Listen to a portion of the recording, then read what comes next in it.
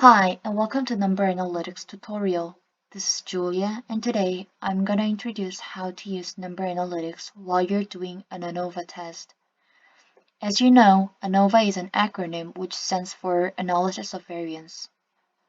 First, go to the Number Analytics website and click Analyze Existing Data for your ANOVA test. For today's tutorial, we're going to use the San Francisco Airport satisfaction data in 2018 as our example. If there are 3 or more groups to compare, we should use the ANOVA test.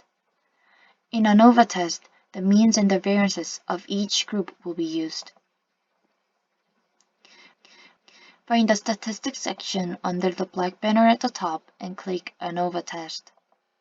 Then you can see the following screen. Make sure your data has been selected correctly. If you're done selecting your file, please press the Select button.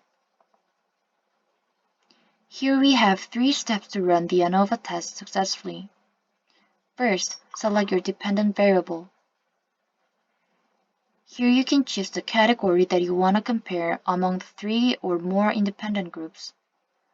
Please be aware that you have to choose the continuous variable for dependent variable.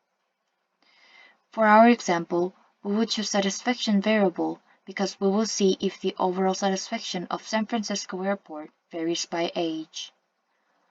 Next, select your grouping variable that distinguish the 3 or more groups in the category that you chose for the dependent variable. Here we will choose the age variable. Please be aware that the independent variable should be a categorical variable. You may think that age is a continuous variable, but it is a categorical variable since we divided the age by groups. After you chose all the variables, click Run. Let's check out the result. It says satisfaction is significantly different across the age group at 99% confidence level. In this ANOVA test result, the p-value has been calculated as 0.001, and it is smaller than the alpha, which is 0.01 in this case. It means we reject the null hypothesis. To add more, the null hypothesis for this example indicates that there is no big difference in all means of the overall satisfaction of each age groups. Since we reject the null hypothesis, we have to take the opposite to it. Therefore, the mean of the overall satisfaction in all age groups are not all the same. Also, the mean plot will be given to you for your additional information. You can easily see that the means of the overall satisfaction in every age group are not all the same. Furthermore, there is a post-hoc pairwise comparison with Tukey test. For the ANOVA test, you can just simply check whether the means of each group are all the same or not all the same, which means at least one has different mean. If ANOVA tells you that the every means of groups are not all the same, however, with the Tukey test, you can go further. You can check which group is different in detail. According to the post-hoc pairwise comparison table, there is a column named as sig, and it tells how significant the p-value is. Rows with 1-star sign indicate that p-value is less than 0.1. Rows with 2-star signs indicate that p-value is less than 0.05. And rows with 3-star signs indicates that p-value is less than 0.01. The table says the age group from 25 to 34 and the age group from 18 to 24 is different.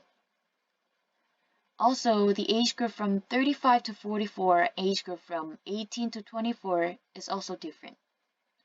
Age group from 45 to 54 and 18 to 24 is also different. Age group from 65 and over and age group from 25 to 34 is also different. Age group from 65 and over and age group from 35 to 44 is different. 65 and over and age group from 45 to 54 is also different.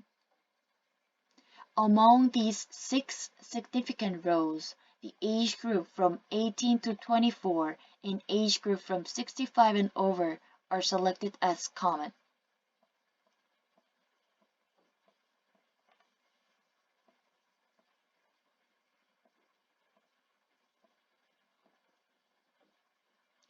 It means these two groups are significantly different with other groups.